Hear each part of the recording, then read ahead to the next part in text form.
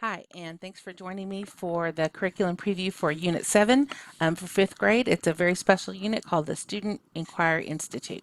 So before we begin, I want to tell you a little story to help frame this very special mini unit that we have. Last year, I went to dinner with some friends and we went to Pizza Hut, and I noticed on the menu that they had quite a few options that I was not really familiar with. So we had a classic recipe, which I could imagine what that was, maybe some new recipes, maybe pineapple and chicken. But over here, I noticed two things that kind of caught my eye. Flavor Pioneer sounded kind of exciting to me. I wondered what in the world could be included in a Flavor Pioneer option, and then create your own. That's neat. You can really individualize it. So as I learned more about this, I learned that if you are a Flavor Pioneer, you can use one of their 5 new ingredients that they had to give people a little bit more choice. And so these were some new flavor combinations that I thought were pretty exciting.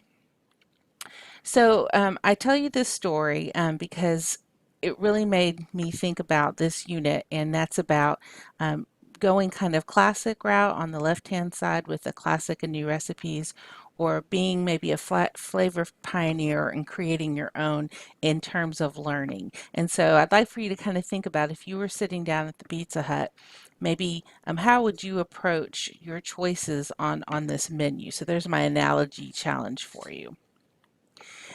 So before we continue on, one of the things that I've asked teachers to do and students to do is to kind of think outside the box in this unit. And so I've tried to model that the best I could. And I made a paper slide overview. It's 2.5 minutes. So if you would rather not watch it, you can feel free to go forward in the video, but it's 2.5 minutes, and I'm going to go ahead and slide it on over. And it's designed really to give you an overview of what this whole unit is about. Once upon a time, in a land not so far away, there was a school district called Birdville ISD. Now, in this school district, there worked many, a wonderful and dedicated teacher teaching science to elementary students.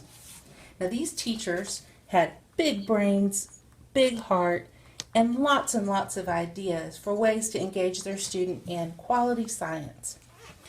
When these teachers were asked, "What's your greatest wish in the world?" they always wished upon the star for the same thing, and that was the gift of time. One day, they received their gift in the form of something called Unit 7, a student inquiry institute that was at the last part of the 6 weeks of the last part of the school year. Here, they could take some time to develop programs that were going to be solidly based on the process skills, which they knew that their students need a little bit of extra practice on. All of these projects would be student-centered, offer the kids collaboration, choice, and creativity. Now, some teachers thought that collaborating with younger students would be a great way for them to develop this time. Others knew that conservation was a big piece of both the content and the process skills and decided to go on that route. Still others wanted to take this time to have their students explore and thoroughly understand all kinds of science careers. Along those lines, some teachers decided to focus on the real-world applications of all that they had studied this year. Some had gone to some sessions about inquiry model for learning and decided they wanted to use the time in that way. Others had heard about something called problem-based learning and decided to use these 2 weeks to explore what that looked like in their classroom. And still others decided to dive into the world of STEM, taking their students to all kinds of areas in science, technology, engineering, and math. Now, this sounds like a big project, but they were happy to hear that they didn't have to go it alone. Any technology applications, any of these people could help out, and this lady might be able to help too. Overall, they knew that Unit 7 was going to offer their students what they really wanted most in the world, and that was learning that's happily ever after.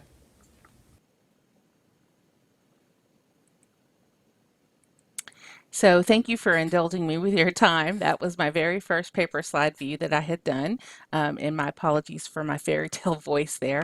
But I hope you got an overall idea of what Unit 7 was about. So next, let's take a look and see what kind of resources you have for this student inquiry unit.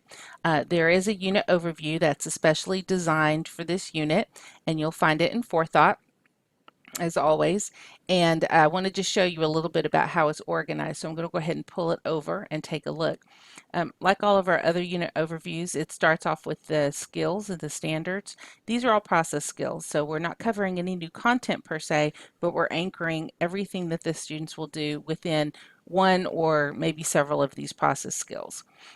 So with that, I have some guiding questions that go along with that. So you might want to start to take a look at some of these questions and frame maybe what the unit is going to look like through that.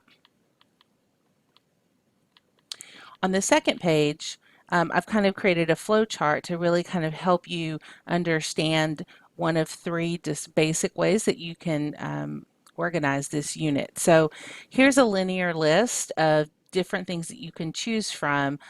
So it's really open-ended. We're just asking that you make sure it's anchored into the process skills and that it's really student-centered. So this is a time for less of the teacher and more of the student to lead. And of course, your work will probably be mostly on the front end to structure it, deciding which route they're going to take and then giving them lots of choice within that structure. So I would probably suggest that you look at this flow chart as a first way to kind of get started. So you can take the first route, which is content driven. So you might look at campus data and look and see, you know, my kids were really weak in this, and I think they would benefit from going deeper into that particular content within science. And so you could say, okay, we're going to learn more about energy and energy transfer. But the new component might be using new technology or really developing that into an inquiry product. The second route you can take is a process skills driven. So this might be where you really want your students to experience more formally, maybe the experimental investigation, where they're looking at hypothesis development and variables. Maybe your students were having some trouble with that and you want to really make sure that they've got that down before they hit middle school. And then the third choice is where it's student selected content. So the students would decide, I want to learn more about this in science. And then the teacher will really help the students decide which of the process skills, and those are listed on the first page, and help guide them into a project. So that could be a group project or it could be an individual project. If you were really wanting to take it and kind of do a little bit of all three, you could do that as well. But I think that this will kind of help you get first starts. So again, using that pizza analogy, I have the resources that are on the next couple of pages divided up into kind of the classic pizza, things you're very familiar with already. And then I've got something for the flavor pioneers. So let's take a look. Like all the other units, I have this divided up into different types of resources. And so anything that you see in this first column is going to be something that you're already familiar with. So it's going to be resources in STEM scopes. It's going to be resources that you have used maybe a little bit or they're in STEM scopes, but you haven't really utilized them. So again, that's going to be very classic, very structured, and it's going to kind of lead you down a path that's going to be pretty easy to follow. So you'll see that there. In this column, this is for the flavor pioneers. So these are the people who really would like to kind of do something a little bit outside the box, or you might have to take these resources and combine them together to create your own experience for your students.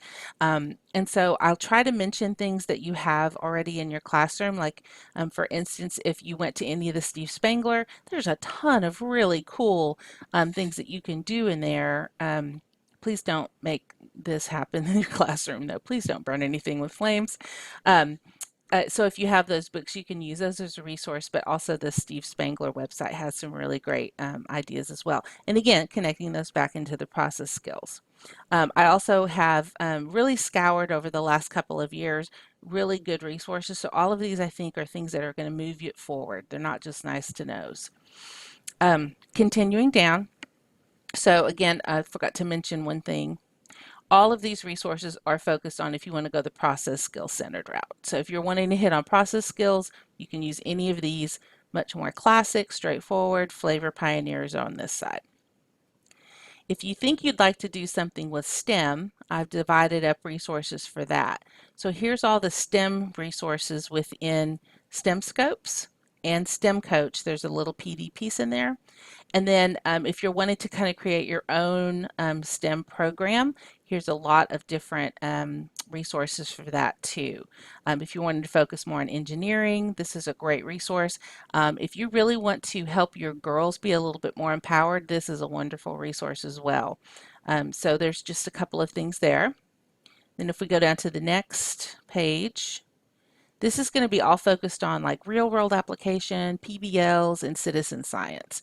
We don't have a ton of that that's in our current resources. So I've got a couple of things listed here for you, but there are lots and lots of things out there, and you probably know of things already. So any of these things could be some neat things for you to kind of explore. And it could just be where you let your students kind of explore and look about and see what is happening with the science with some of these things and maybe report back. It could be as simple as that. And then wrapping it up on the last couple of pages, I have a little section here about science careers. So if you're wanting to focus on science careers a little bit, there's some places within STEM scopes, and here are some resources for that. And then I have wildlife down here. If your kids are really wanting to do maybe an in-depth on, like you really wanted to do more about the owl pellets. Say, for instance, you dissected an owl pellet when you did your life science unit and your kids really loved it. Well, there's a lot of stuff in our resources about owls, so you could take this time to go more in depth on that. So I've put some of those resources there. And then there's a ton of things online as well that you could use. And then finally, if you kind of wanted to take this time maybe to um, pre-plan or pre-experience for next year, like you've heard about some of these cool technology ideas, but you never have time during the year to try them out and see if they work or fail at it. This is a great time to try some of these. So see, these are some of the, I think, big ones that really connect with science pretty well. So you could combine maybe exploring these technology application ideas with some of the content that was listed at the top. So that's just kind of an overview of the unit. You will want to take some time to explore that a little bit to see maybe which route you want to go.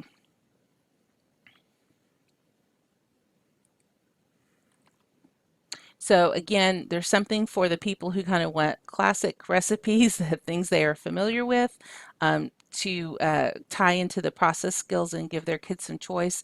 And then there's things over there for those that are just ready to go make their own experience. So I just want to leave you with a couple of pictures of things that have actually been done in our district in the past, focusing on student choice, student creation, and collaboration. This is really the fun time that you and your students can explore together and try out some new things that you just don't have time for in the rest of the school year, and without pressure and that having that that ability to fail. And that's a good thing to fail. It's the first attempt in learning. So I'm happy to help you. Just give me an email or a call. I'd love to see what you're doing. And please head back to Canvas and click on the discussion board and let us know how it's going.